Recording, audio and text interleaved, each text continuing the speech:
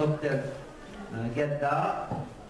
Il va nous parler d'un sujet aussi, donc c'est notre précaution standard aussi, c'est les antiseptiques, c'est ça?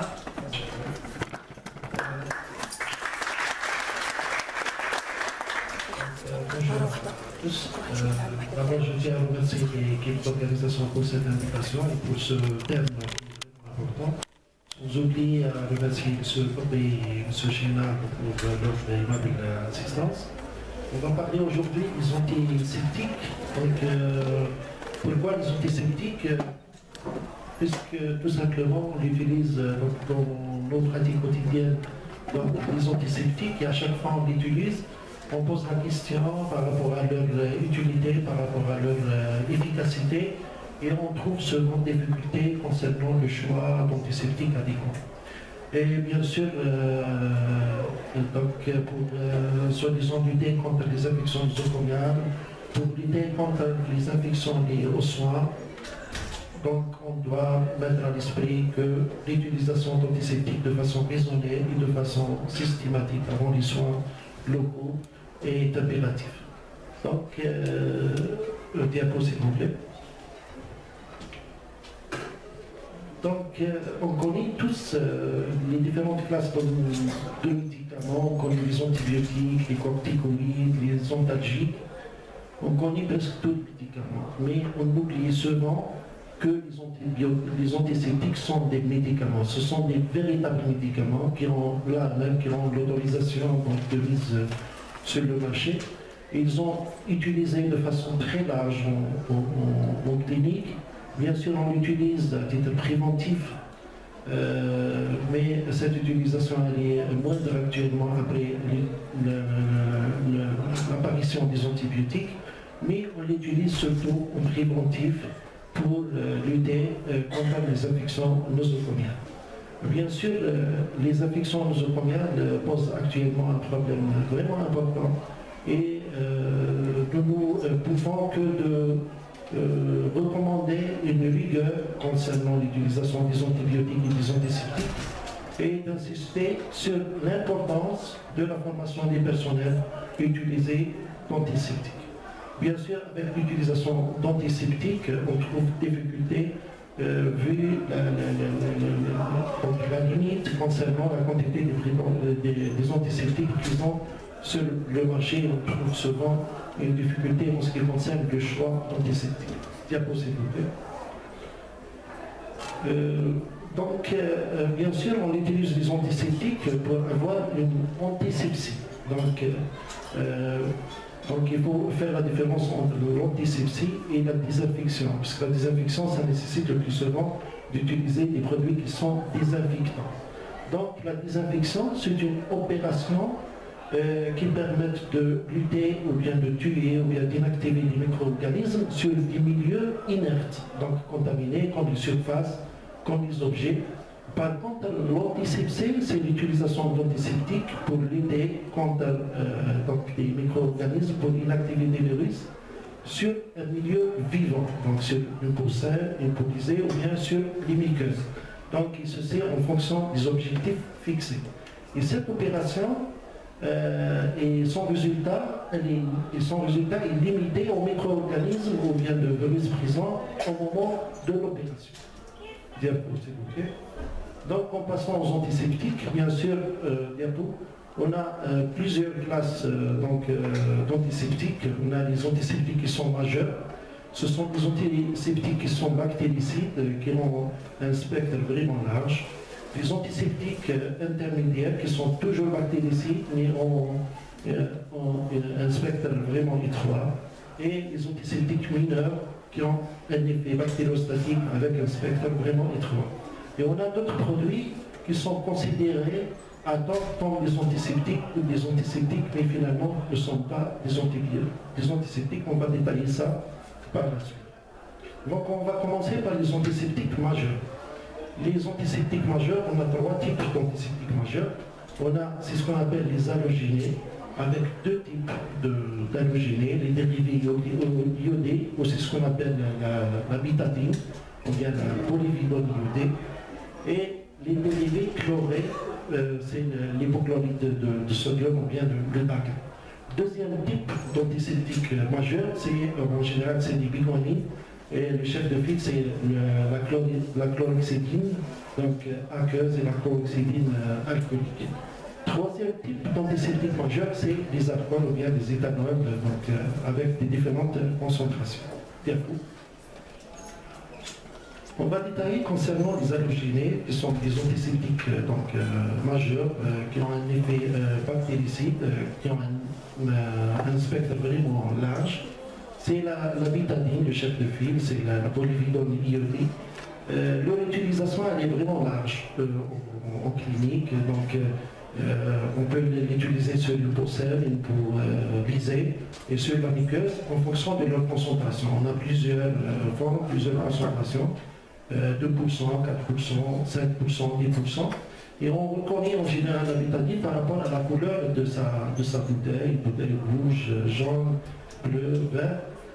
Bien sûr, la bouteille jaune elle est plus utilisée en médecine.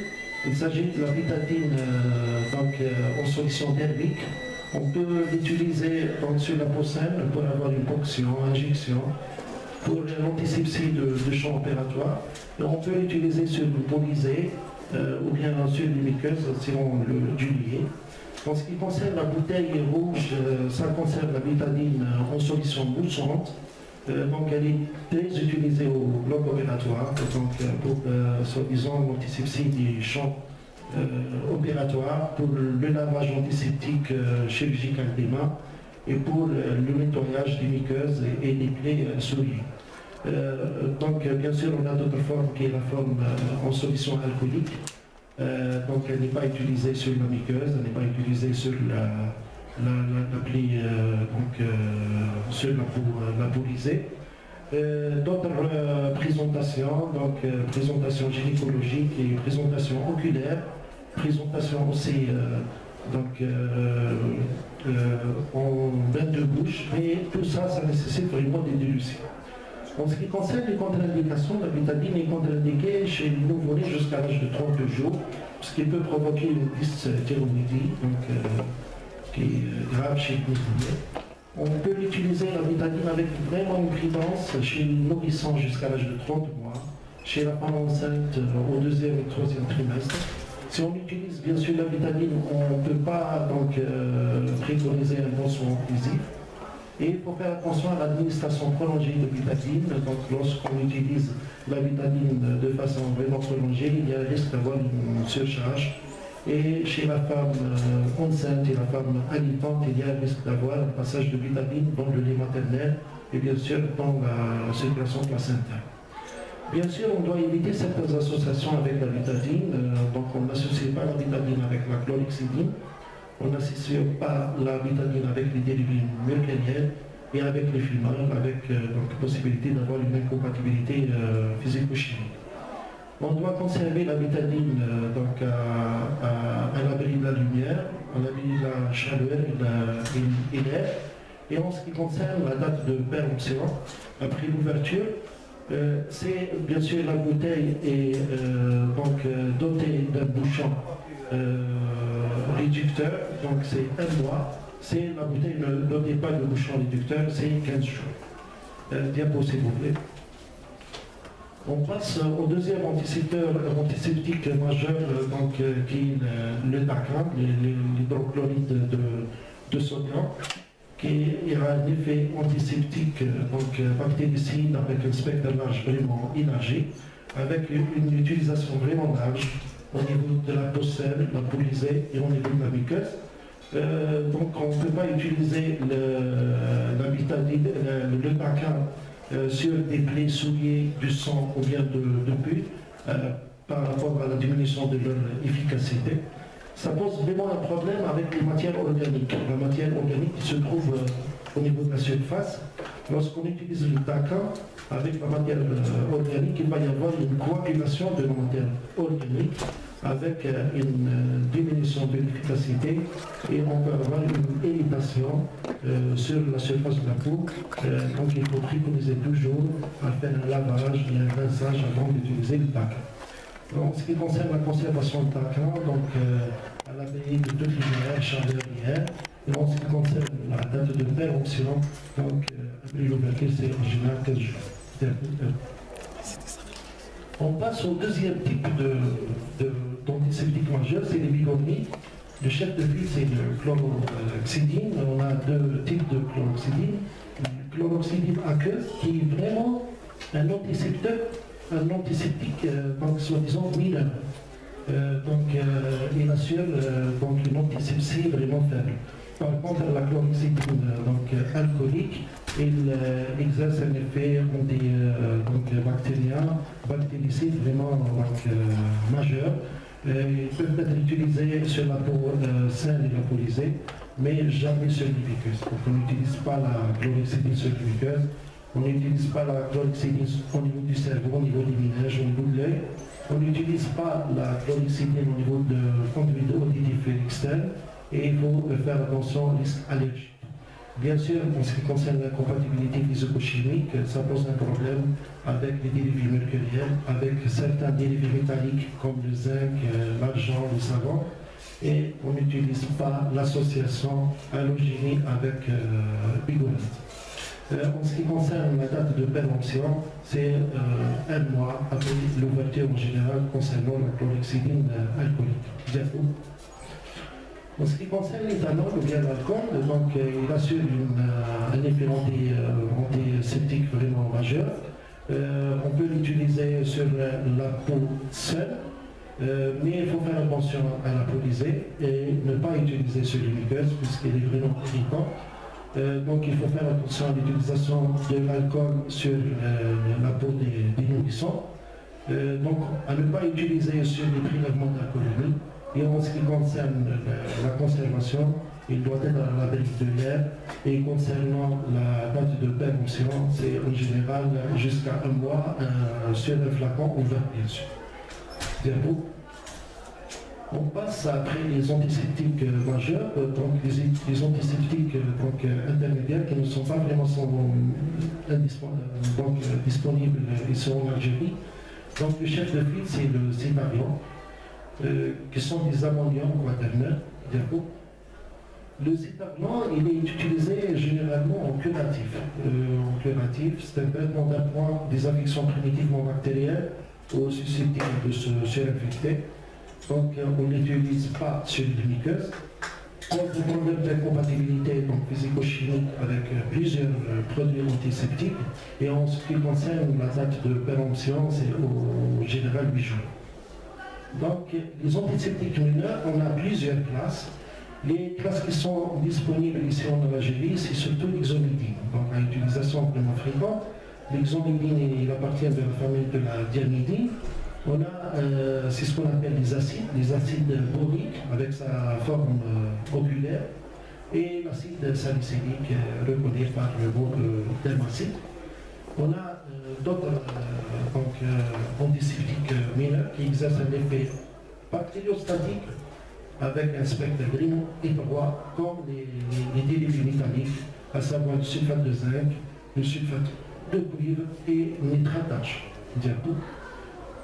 Bien sûr, certains produits qui sont considérés à tort comme des antiseptiques, mais en fait n'ont pas d'un effet vraiment antiseptique. Le chef de file, c'est l'oxygène, le peroxyde d'hydrogène, et aussi l'iosine aqueuse qui a vraiment une action desséchante et qui n'a pas d'effet antiseptique. En ce qui concerne le peroxyde d'hydrogène, il n'a pas d'une activité antiseptique, mais il peut nettoyer les plaies et a une action hémostatique précédant l'utilisation d'antiseptiques. Il faut éviter l'oxygénie par rapport à l'utilisation chez les muqueuses. Et concernant la date de péremption, la priorité c'est en général 8 jours. Concernant les colorants, le chef de file, l'iosine aqueuse, qui est vraiment utilisé en pratique quotidienne, l'iosine aqueuse a une action desséchante, pas de propriété antiseptique, et peut être utilisé comme un traitement d'appoint des affections de la peau primitivement bactériennes, comme l'infection de bébé. Et bien sûr, il faut faire attention à son hypersensibilité Et concernant le délai d'utilisation, la date de péremption après l'ouverture, donc il faut se méfier de ce produit puisqu'il se contamine rapidement au bout de, donc, dans un délai de moins de 24 heures. Bientôt. Si on veut conclure, bien sûr, l'utilisation raisonnée et appropriée des antiseptiques est d'autant plus nécessaire que les techniques médicales est devenant bien sûr de plus en plus invasives avec un risque vraiment important d'avoir des infections nosocomiales.